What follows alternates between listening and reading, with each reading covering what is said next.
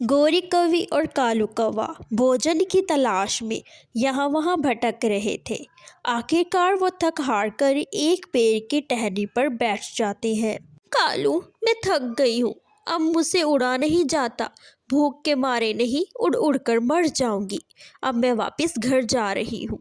गौरी, गौरी, वो देखो, सामने वाला पेड़ देखो, कुछ अलग दिख रहा है, चलो उस पर चलते हैं। कालू कौवा और गौरी कवि उड़ते उड़ते वो उस पेड़ पर आ जाते हैं।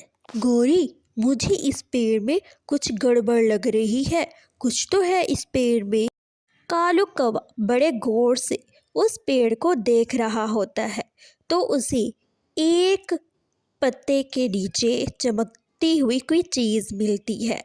पत्ते को हटाने पर उसे एक मीठा और रसीला एप्पल मिलता है। कालू, तुम तो कमाल हो, चलो जल्दी से ये एप्पल खा लेते हैं। कालू और गौरी पेट भरकर वो मीठा फल खा लेते हैं। बहुत मजे का था। काश एक एक और फल मुझे मिल जाता और पेट भरकर मैं खा लेती। गौरी कवि ऐसा कहती है और तुरंत ही एक और फल वहां पर लग जाता है। कालू जी, देखो एक और फल आ गया। मुझे लगता है ये पेड़ जादुई है, अगर हम इसे कुछ भी मांगेंगे तो ये हमें दे देगा। ठीक है गौरी, मैं कुछ और मांग कर देखता हूँ।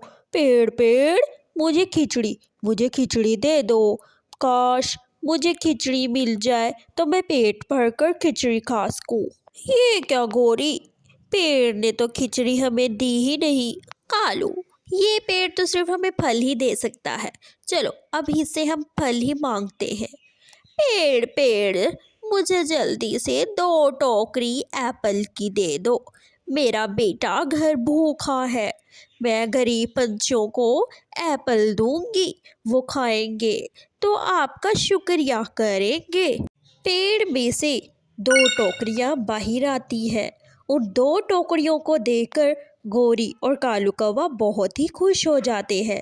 उन 2 टोकरियों को अपने साथ लेकर वो दोनों घर की तरफ खुशी खुशी चल पड़ते हैं।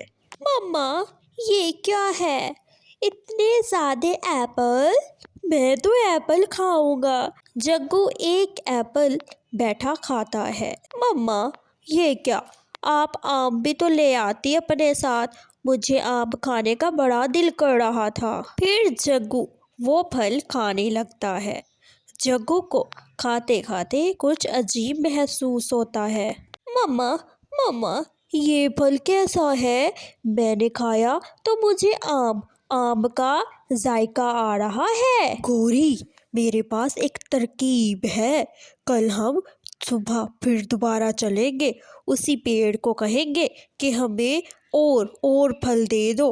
वो फल हमें देंगे तो हम उन्हें बाजार में बेचेंगे। जैसे ही सुबह होती है, गौरी कवि और कालू कौवा दोनों ही उस पेड़ की तरफ चल पड़ते हैं। पेड़ पेड़, हमें बहुत सारे फल दे दो। बहुत सारे पंछी इस जंगल में भूखे मर रहे हैं, हम उनकी मदद करना चाहते हैं। पेड़ पेड़, हमें जल्दी से फल दे दो। जादुई पेड़ जल्दी से गौरी कवि को बहुत सारे फल दे देता है। गौरी कवि उन फलों को अपने साथ लिए जल्दी से वहां से भाग जाती है। गौरी कवि उन फलों को अपने साथ लेकर बाजार आ जाती है और बाजार में फलों को बेचने लगती है। आओ पंछियों, मेरे पास आओ, आओ जादुई फल ले लो। एक बार खाओगे तो बार बार आओगे। एक जायका नहीं, इसमें छुपा है हजारों जायके। जो आपका मन कहे बस सोचो और खाओ। पंछी बारी बारी आकर वो फल लेने लगते हैं।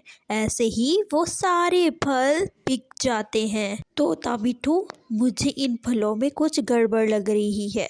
मुझे लगता है वाकई में ये जादुई फल है, हमें इनका पता लगाना होगा। जैसे ही कालू और गौरी कवि सुबह सुबह फल लेने जाएंगे, हम उनके पीछे ही चल पड़ेंगे।